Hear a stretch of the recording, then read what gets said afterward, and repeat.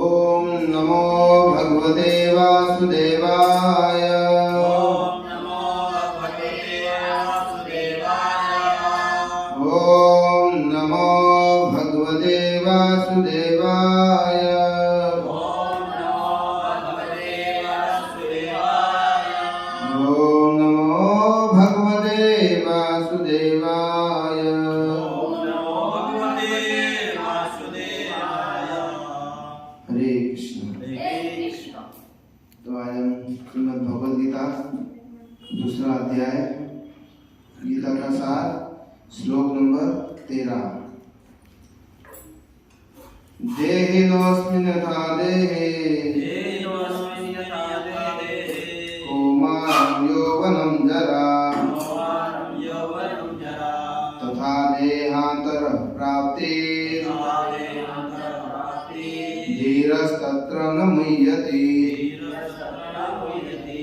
देहिनोऽस्मिन् यथा देहे देहिनोऽस्मिन् यथा देहे कौमारं यौवनं जरा कौमारं यौवनं जरा तथा देहान्तरः प्राप्ते तथा देहान्तरप्राप्तिः धीर तत्र न मुह्यति।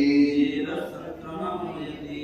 देहिनोऽस्मिन् यथा देहे देहिनोऽस्मिन् यथा देहे कौमारं यौवनं जरा कौमारं यौवनं जरा तथा देहान्तरः प्राप्ते तथा देहान्तरप्राप्तिः धीर तत्र न मुह्यति। धीरस्तत्र न मुह्यति। बोलिए। देहिनोऽस्मिन् यथा देहे देहिनोऽस्मिन् यथा देहे कौमारं यौवनं जरा कौमारं यौवनं जरा तथा देहान्तरप्राप्तिः तथा देहान्तरप्राप्तिः धीरस्तत्र न मुह्यति। धीरस्तत्र न मुह्यति। देहिनोऽस्मिन् यथा देहे देहिनोऽस्मिन् यथा देहे कौमारं यौवनं जरा कौमारं यौवनं जरा तथा देहान्तरप्राप्तिः तथा देहान्तरप्राप्तिः धीरस्तत्र न मुह्यति। धीरस्तत्र न मुह्यति। बोलो। देहिनोऽस्मिन् यथा देहे देहिनोऽस्मिन् यथा देहे कौमारं यौवनं जरा कौमारं यौवनं जरा तथा देहान्तरप्राप्तिः तथा देहान्तरप्राप्तिः धीरस्तत्र न मुह्यति। धीरस्तत्र न मुह्यति। देहिनोऽस्मिन् यथा देहे देहिनोऽस्मिन् यथा देहे कौमारं यौवनं जरा कौमारं यौवनं जरा तथा देहान्तरप्राप्तिः तथा देहान्तरप्राप्तिः धीरस्तत्र न मुह्यति। धीरस्तत्र न मुह्यति।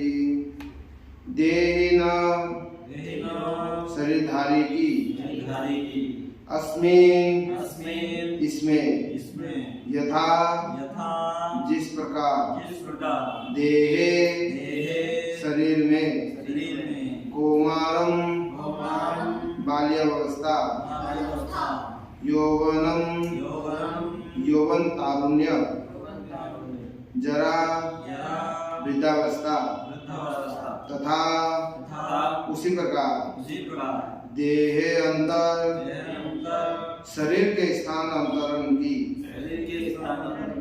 प्राप्ति उपलब्धि धीर धीर व्यक्ति तत्र उस विषय में न कभी नहीं मुह्यति मोह को प्राप्त होता है। अनुवाद तथा तात्पर्य श्रील प्रभुपाद जी के द्वारा। जय श्रील प्रभुपाद की। जिस प्रकार शरीरधारी आत्मा इस वर्तमान शरीर में बाल्यावस्था से तरुणावस्था में और फिर वृद्धावस्था में निरंतर अग्रसर होता रहता है, उसी प्रकार मृत्यु होने पर आत्मा दूसरे शरीर में चला जाता है। धीर व्यक्ति ऐसे परिवर्तन से मोह को प्राप्त नहीं होता। सभी बोलेंगे। जिस प्रकार शरीरधारी आत्मा जिस प्रकार शरीरधारी आत्मा इस वर्तमान शरीर में इस वर्तमान शरीर में बाल्यावस्था से बाल्यावस्था से तरुणावस्था में तरुणावस्था में और फिर वृद्धावस्था में और वृद्धावस्था में निरंतर अग्रसर होता रहता है, निरंतर अग्रसर होता रहता है, उसी प्रकार उसी प्रकार मृत्यु होने पर मृत्यु होने पर आत्मा आत्मा दूसरे शरीर में चला जाता है। दूसरे शरीर में चला जाता है।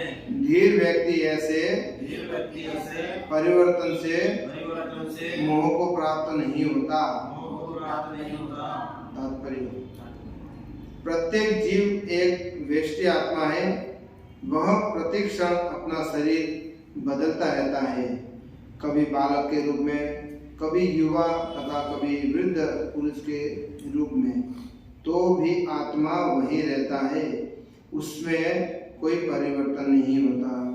यह व्यष्टि आत्मा मृत्यु होने पर अंततः एक शरीर बदलकर दूसरे शरीर में देहांतर कर जाता है और चूंकि अगले जन्म में इसको शरीर मिलना अवश्यंभावी है, चाहे वह शरीर आध्यात्मिक हो या भौतिक। अतः अर्जुन के लिए न तो भीष्म न ही द्रोण के लिए शोक करने का कोई कारण था, अपितु उसे प्रसन्न होना चाहिए था कि वे अपने पुराने शरीरों को बदलकर नए शरीर ग्रहण करेंगे और इस तरह वे नई शक्ति प्राप्त करेंगे। ऐसे शरीर परिवर्तन से जीवन में कार्य किए कर्म के अनुसार नाना प्रकार के सुखोपभोग या कष्टों का लेखा जोखा लिखा हो जाता है।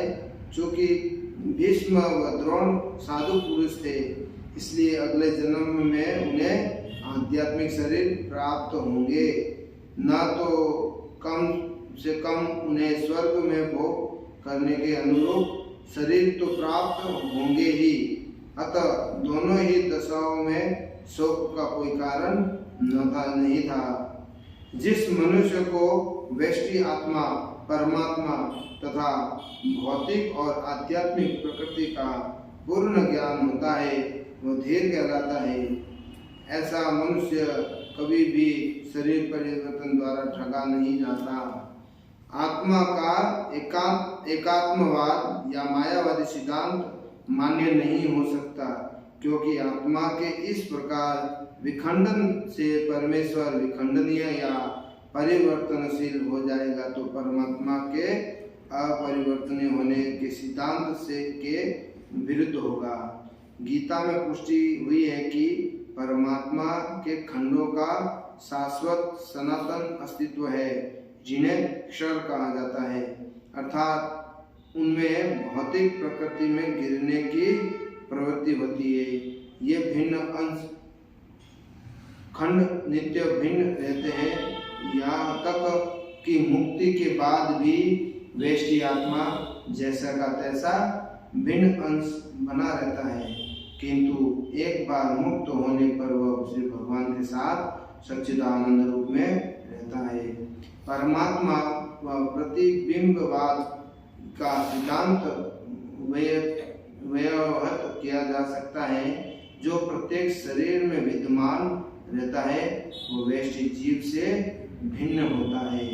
जब आकाश का प्रतिबिंब जल में पड़ता है तो प्रतिबिंब में सूर्य, चंद्र तथा तारे सभी कुछ रहते हैं। तारों की तुलना जीवों से तथा सूर्य या चंद्र की परमेश्वर से की जा सकती है। व्यष्टि अंश आत्मा को अर्जुन के रूप में और परमात्मा को श्री भगवान के रूप में प्रदर्शित किया जाता है। जैसा कि चतुर्थ अध्याय के प्रारंभ में स्पष्ट है कि वे एक ही स्तर पर नहीं होते। यदि अर्जुन कृष्ण के समान स्तर पर हो और कृष्ण अर्जुन से श्रेष्ठतर, न तो उनमें उपदेशक तथा उपदिष्ट का संबंध अर्थहीन होगा। यदि ये दोनों माया द्वारा मोहित होते हैं तो एक को उपदेशक तथा दूसरे को उपदिष्ट होने की कोई आवश्यकता नहीं है। ऐसा उपदेश व्यर्थ होगा, क्योंकि माया के चंगुल में रहकर कोई भी प्रमाणिक उपदेशक नहीं बन सकता। ऐसी परिस्थितियों में ये मान लिया जाता है कि भगवान कृष्ण परमेश्वर है, जो पद में माया द्वारा विस्मृत अर्जुन रूपी जीव से श्रेष्ठ है। ओम अज्ञानतिमिरान्धस्य ज्ञानाञ्जनशलाकया चक्षुरुन्मीलितं येन तस्मै श्रीगुरुवे नमः। श्रीचैतन्यमनोभीष्टं स्थापितं येन भूतले स्वयं रूप कदा मह्यं ददाति सपदान्तिकं। वन्देऽहं श्रीयुगपदकमलं श्रीगुरुं वैष्णवांश्च श्रीरूपं साग्रजातं सहगण रघुनाथान्वितं तं सजीवं सावधूतं सावधूतं परिजनसहितं कृष्णचैतन्यदेवं श्रीराधा कृष्णपदां सहगण ललिता श्रीविशाखान्वितांश्च। हे कृष्ण करुणा सिन्धो दीनबन्धो जगत्पते गोपेश गोपिकान्त राधाकान्त नमस्ते। तप्तकांचन गौरांगी राधे वृंदावनेश्वरी विश्वभानुसुते देवी प्रणमामि हरिप्रिये। वाञ्छाकल्पतरुभ्यश्च कृपा सिन्धुभ्येव च पतितानां पावनेभ्यो वैष्णवेभ्यो नमो नमः। जय श्री कृष्ण चैतन्य प्रभु नित्यानंद श्री अद्वैत गदाधर श्रीवासादि गौर भक्तवृंद। हरे कृष्णा कृष्णा कृष्णा हरे हरे, हरे राम राम राम हरे हरे। हरे कृष्ण। तो आज श्रीमद् भगवद गीता का जो 13वां नंबर जो श्लोक है, इसमें आत्मा और भगवान के बारे में बता रहे हैं। जो भगवान जो है वो शाश्वत है, और जो जीव होता है वो भी शाश्वत ही है, क्योंकि भगवान का अंश ही जीव होता है। जो वैष्णव आत्मा होती है वो भी शाश्वत होती है, परंतु भगवान में और आत्मा में अंतर होता है।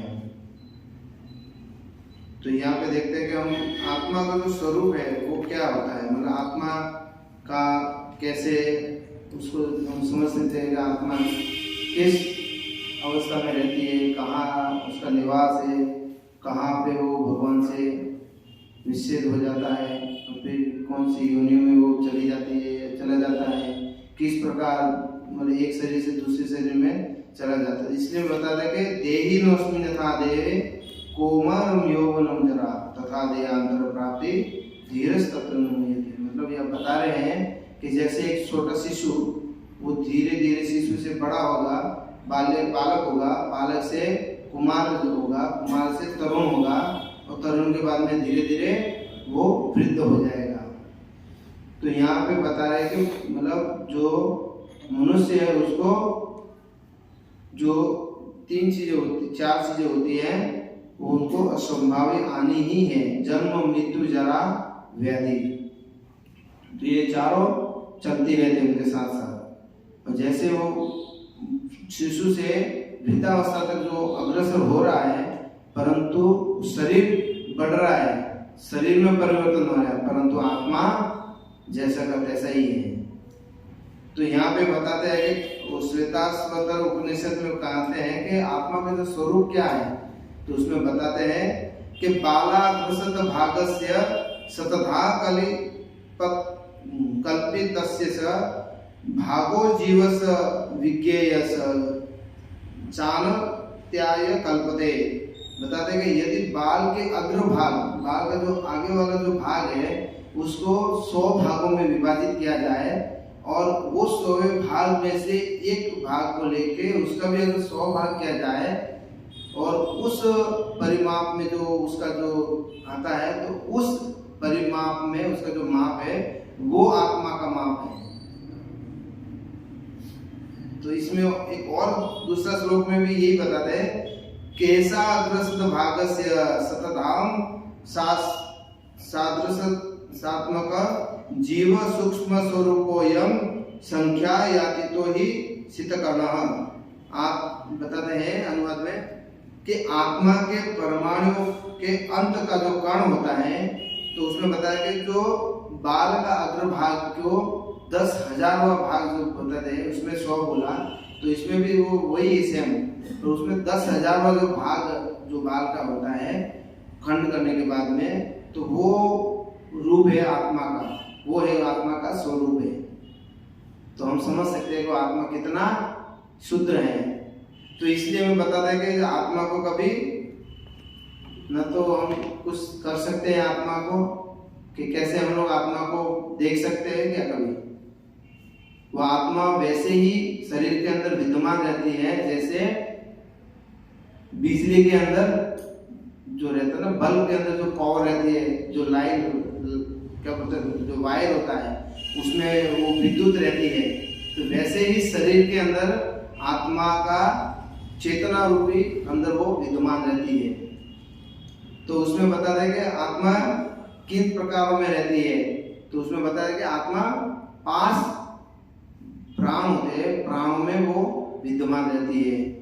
जैसे बताते कि प्राण, अपान, व्यान, समान और उदान, ये 5 प्रकार की जो वायु है आत्मा को घेर के रखती है। भगवान के जो मनुष्य के जो हृदय के अंदर ये आत्मा को घेर के रखती है 5 वायु। तो इसमें जो आत्मा 5 प्रकार के हृदय में भीतर रहती है, स्थित है, और देहधारी जीव को पूरे शरीर में अपने प्रभाव का विस्तार करता है। तो ये जो 5 प्रकार जो वायु है ये आत्मा को प्रभावमान करती है, चलती रहती है उसमें। इसलिए हम देखते हैं कि जो व्यक्ति अगर उसके अंदर श्वास चल रही है, अगर वो लेटा हुआ है, तो हम क्या बोलेंगे, ये जीवित है, क्योंकि उसके अंदर चेतना है अभी तक। जब आत्मा चली जाती है तो हम क्या बोलते हैं, ये मृत हो चुका है, क्योंकि जो चेतना रूपी जो आत्मा है वो निकल गई है। तो इसलिए यहाँ पे बताते हैं कि जब तक शरीर के अंदर आत्मा है वो जीव या वो शरीर का मूल्य है। जब शरीर से आत्मा निकल जाती है तो देह का कोई मूल्य नहीं रहता। जैसे जो पंच तत्व से बना जो शरीर है उसको बनाया है 9 द्वार पूरी देही, तो 9 द्वार और पंच धातु से, पंच जो महाभूत है उससे शरीर बना है, परंतु जब तक इसके अंदर आत्मा नहीं रहती तब तक ये बॉडी कोई काम की नहीं। जो ढांचा बन तो गया, इसके अंदर प्राण नहीं है तो कोई काम का नहीं है। तो इसलिए भगवान बोलते हैं कि आत्मा के अंदर प्रविष्ट होने पर शरीर का मूल्य बढ़ जाता है। तो यहाँ पे फिर बताते हैं, तो आत्मा बोलते हैं कि कौन शाश्वत है, बोले आत्मा भी शाश्वत है और परमात्मा भी शाश्वत है, क्योंकि भगवान का ही एक क्षुद्र अंश है, परंतु भगवान विभु है और हम अणु है। हम अणु है परंतु भगवान विभु है।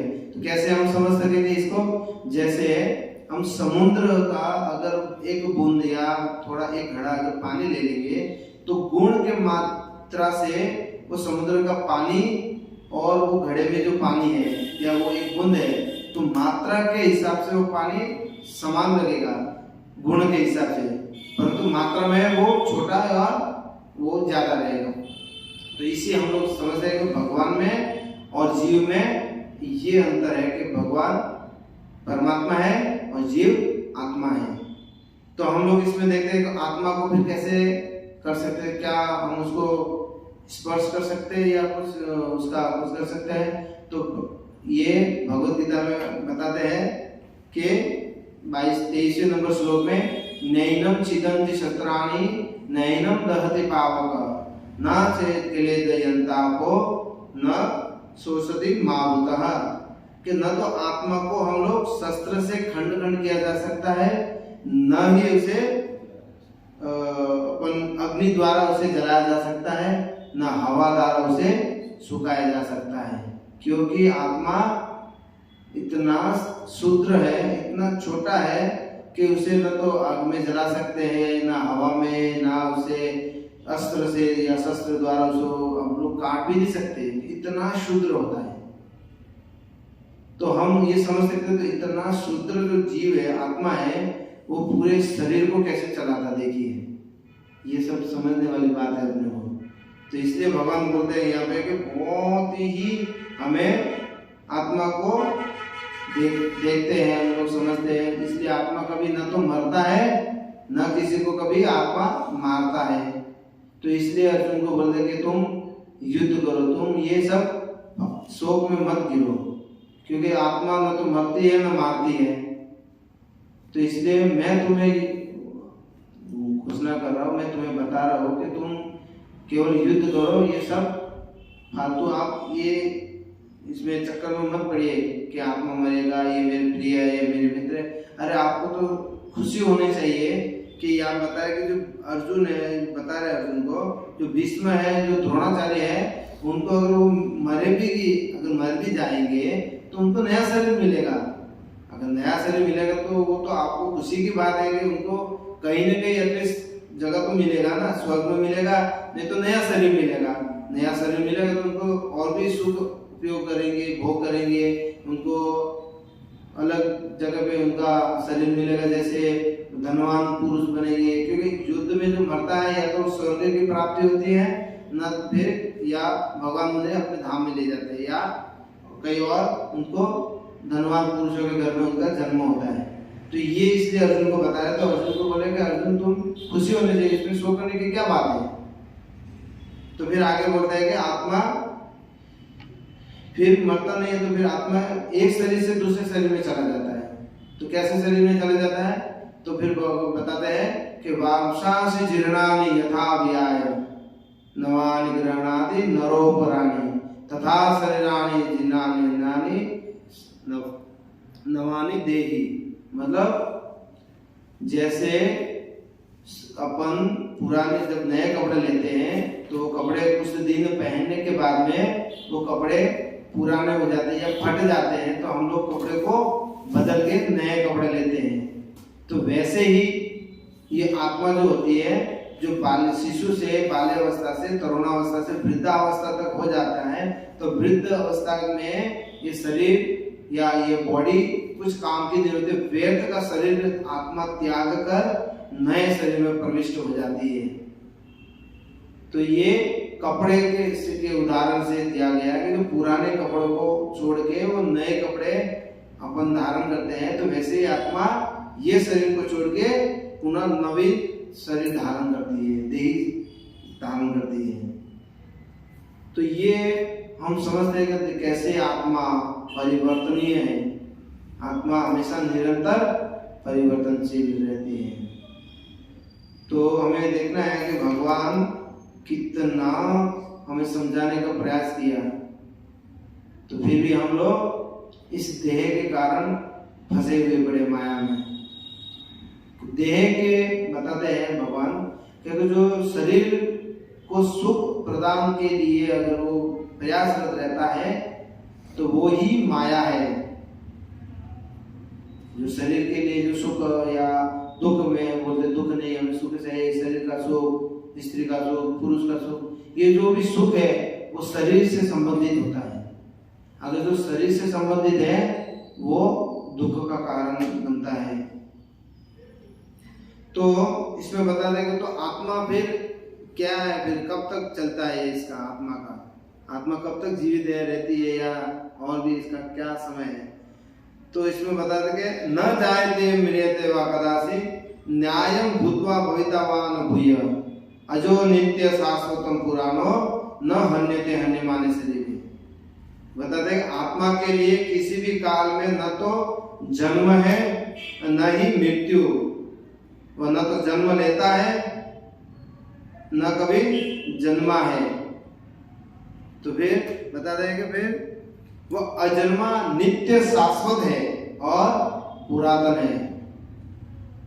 बताइए कि कितना पुराना, जो भगवान बता देंगे जो नित्य है, शाश्वत है, पुरातन है, मतलब पुराना है। इसलिए हम लोग जब देखते हैं जो कर्म हम देखते हैं कि अभी ये कैसा क्यों हमें ये कर्म मिला, इतना दुख क्यों मिलता है, पर हमें ये नहीं पता कि अभी जो कर्म कर रहे हैं ये तो भविष्य में मिलेगा, परंतु हम जो पिछले जो कर्म करके आए शाश्वत मतलब कई हजारों वर्षों मतलब कई जन्मों से हम लोग ये करते आ रहे, भोगते आ रहे, कौन से योनि में आ रहे वो हमें ही नहीं पता। कितने शरीर बदले, कितना अपना जो आत्मा इधर घूमते घूमते 84 लाख योनि में घूमते घूमते अब मनुष्य योनि में आई है। तब जाके हमें थोड़ा सा ज्ञान मिला है कि शरीर और आत्मा में कुछ अंतर भी होता है, ये हमें पता चलता है। वो भी भगवत गीता के माध्यम से तो और भी ज़्यादा हमें ज्ञान प्राप्त होता है। नहीं तो हम भौतिक संसार में देखते हैं लोगों को पता ही नहीं है कि शरीर क्या है, आत्मा क्या है। वो केवल शरीर को प्रसन्न करने के लिए, शरीर के सुख, शरीर का के लिए पूरे दिन रात गोकर के समान चलता रहता है, मतलब गधे के समान चलता रहता है उनका कार्य। तो इसलिए बताते हैं कि जो इस जीवात्मा को मारने वाला जो समझता है, जो जीवात्मा बोलता है कि जीवात्मा को मारने वाला समझता है तथा इससे मरा हुआ समझता है। बोले शरीर मर गया मतलब आत्मा मर गई। अगर कोई समझता है कि शरीर मरा तो मतलब आत्मा भी मर गई, हम मरे तो हमारा जग खत्म हो गया, मतलब इससे आगे हमारा कोई नहीं। तो ये सबसे बड़ा मूर्ख माना जाता व्यक्ति जो शरीर के समझता है कि शरीर मरा और आत्मा मरी तो मतलब सब कुछ खत्म, उसके आगे कुछ नहीं है, तो वो मूर्ख कहलाता है। तो इसलिए हम बताते हैं, तो यहाँ पे बताते हैं कि जो प्रभुपाद जी यहाँ पे बोल रहे हैं कि यहाँ पे भगवान ने उनको बोला कि धीर सत्र न मुह्यते, मतलब धीर पुरुष वो होता है।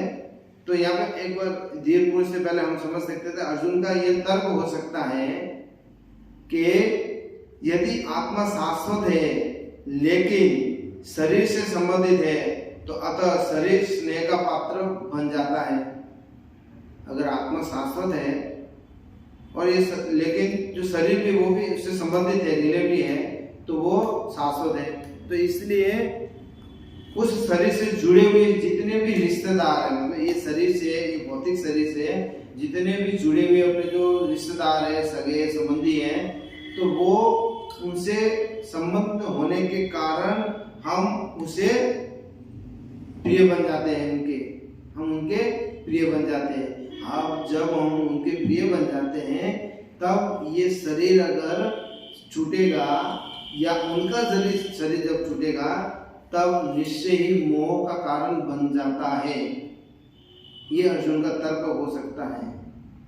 तो यहाँ पे श्रील प्रभुपाद जी बताते हैं कि धीर तत्र न मुह्यते, धीर पुरुष वह है जिसे आत्मा और परमात्मा तथा भौतिक एवं आध्यात्मिक प्रकृति का उत्तम जो ज्ञान होता है वही धीर पुरुष कहलाता है। अर्जुन को ज्ञान था, भगवान ने उन्हें बताया कि तुम धीर हो, तू धीर सत्र मुह्यते, तुम विद्वान हो, तुम ज्ञानी हो, तुम्हें पता है कि ये सब मारे जाने वाले, यह मार चुका, हमें उसे मार दिए है, तुम विद्वान हो, तुम पंडित हो, तुम ऐसे मोह को प्राप्त नहीं होते। तो अर्जुन समझता है, इसलिए बता दे कि तुम धीर हो, इसलिए तुम्हें ये सब समझाने की जरूरत है कि जो ज्ञानी होता है उसे सब ज्ञान रहता है कि आत्मा के विषय में या शरीर के भौतिक शरीर में विषय में फंसने के कारण हम मोह से ग्रसित हो जाते हैं। तो इसलिए बताते हैं हम लोग क्या कर सकते हैं इससे, तो हम बताते हैं कि हम लोग केवल भगवान की भक्ति कर सकते हैं।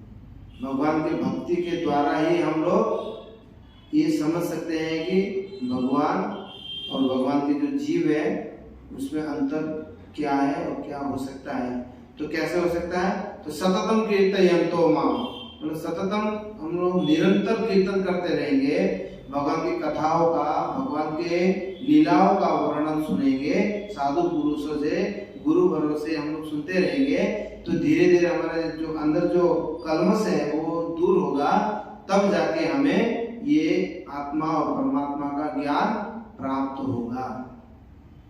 तब हम बताते हैं, यहाँ पे सबसे बड़ा प्रश्न ये आता है यहाँ पे कि प्रभुपाद जी यहाँ पे बताते हैं कि जो मायावादी सिद्धांत है, इसमें श्लोक का जो तात्पर्य में प्रभुपाद जी मायावादी को खंडित करते हैं। तो मायावादी का खंडन क्या है, मायावादी का जो सिद्धांत क्या है वो बताते हैं कि आत्मा के एकात्मवाद का मायावादी सिद्धांत मान्य नहीं हो सकता, क्योंकि आत्मा के इस प्रकार विखंडन के से परमेश्वर विखंडनीय या परिवर्तनशील हो जाएगा, जो परमात्मा के अपरिवर्तनीय होने के सिद्धांत के विरुद्ध होगा। तो यहाँ पे वो बता रहे हैं कि मायावादी क्या बता रहे हैं, वो ये बता रहे हैं कि अगर कोई भगवान से जितनी भी जीवात्माएं निकली हैं तो भगवान से जीवात्मा निकलने के कारण वो भगवान अपना अस्तित्व खो चुके हैं, मतलब भगवान में अब वो भगवान नहीं रहे।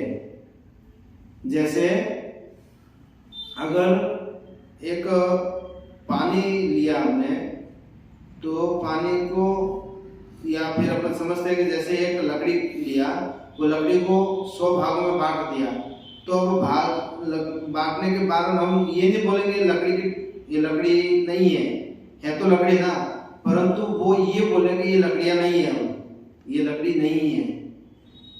तो इसलिए भगवान बताते हैं, तो श्रील प्रभुपाद जी यहाँ पे उनका खंडन करते हैं कि ऐसा नहीं हो सकता कि व्यष्टि आत्मा या परमात्मा में भगवान से अंश जब निकल जाते हैं तो अंशी और अंश में कोई अंतर नहीं होता।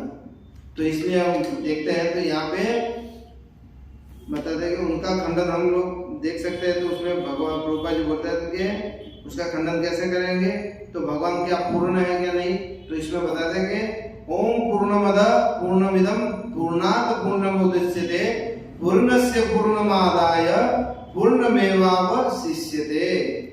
तो बोलते हैं भगवान परिपूर्ण है, और चूंकि वे पूरी तरह से पूर्ण है, अतएव उनसे होने वाले सारे उद्भव, जैसे कि यह दृश्य जगत पूर्ण इकाई के रूप में परिपूर्ण है। पूर्ण से जो कुछ उत्पन्न होता है वह भी अपने आप में पूर्ण होता है। चूंकि वे संपूर्ण है, अतएव उनसे यद्यपि न जाने कितनी पूर्ण इकाइयां उद्भव होती है, तो भी वे पूर्ण रहते हैं। ये बता रहे हैं यहाँ पे कि जो भगवान है हमेशा सर्वपूर्ण है, उनमें कभी अपूर्णता हो ही नहीं सकती। कि अगर वो पूर्ण से पूर्ण निकल जाता है फिर भी वो शून्य ही रहता है। जब शून्य से शून्य निकलता है तो शून्य ही रहता है ना।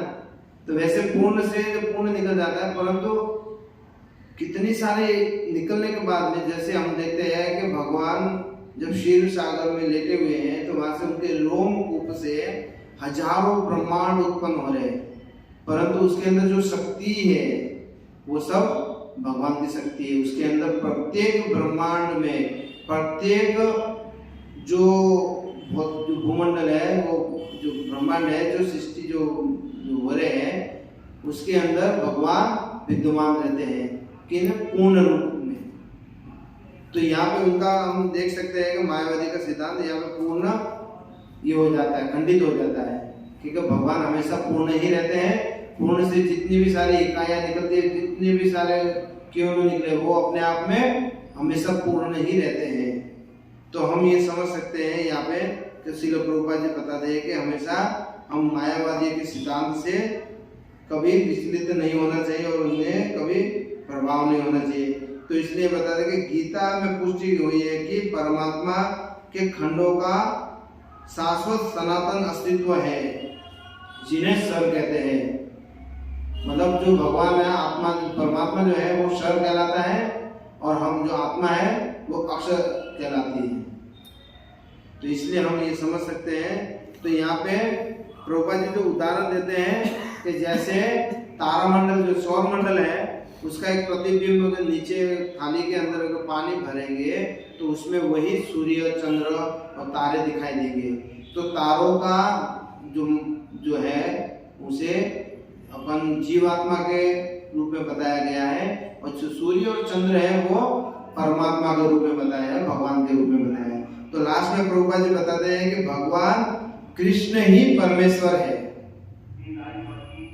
मतलब तो उन्होंने बता दिया कि कृष्ण ही परमेश्वर है, जो पद में माया द्वारा विस्मृत अर्जुन रूपी जीव से श्रेष्ठ है। मतलब वो अर्जुन से श्रेष्ठ है, क्योंकि भगवान कभी माया में नहीं फंसते। अर्जुन माया के द्वारा भ्रमित हो चुका था, परंतु अर्जुन को जो कर रहा था वो हमें सिखाने के लिए कर रहा था, परंतु भगवान कभी माया में नहीं फंसते। तो हमें ये इस श्लोक से और इस तात्पर्य से, प्रभुपाद जी के तात्पर्य से हमें समझने को मिलता है कि सर्वश्रेष्ठ जो सर्वव्यापी जो भगवान है वो केवल श्री कृष्ण ही है। बाकी सब बोले केवल कृष्ण, बाकी सब नृत्य। मतलब केवल कृष्ण ही संपूर्ण जगत के मालिक हैं और सृष्टि को चलाने वाले ही भगवान श्री कृष्ण है, जीवात्मा उनके अंश रूप है। तो अब यही बात से हम समझ सकते हैं और मैं अपनी वाणी को विराम देता हूँ। हरे कृष्ण।